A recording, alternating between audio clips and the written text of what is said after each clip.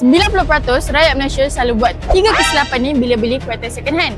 Sebab tu, bila beli selalu menyesal. Jadi, kita kena elakkan 3 kesilapan ni. Kesilapan yang pertama, orang tengok murah je nak beli. Nantilah dulu. Tengok dulu dia punya rekod lampau. Ada accidental loss ke, banjir ke atau yang lain-lain lagi. Macam dekat public auto world, sebelum kereta-kereta masuk, kita akan cek dulu sebab dekat sini ada orang yang berpengalaman tinggi. Bang, nak beli kereta ni bang? Murah. Kesilapan yang kedua, orang tak cek condition dia betul-betul. Padahal gearbox, enjin, mounting tu sangat-sangat penting tau. Tapi dekat public auto world, kita akan memastikan condition sangat-sangat cantik dan terjamin sebelum deliver dekat korang.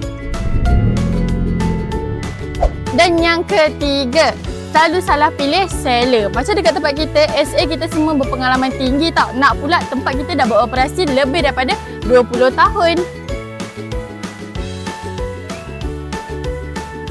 Jadi, kalau you guys nak elakkan 3 perkara ni, belilah dengan seller yang check kereta siap-siap. Macam dekat public auto world, korang judge je. Tak payah pening kepala. Jumpa korang dekat sini. Bye-bye.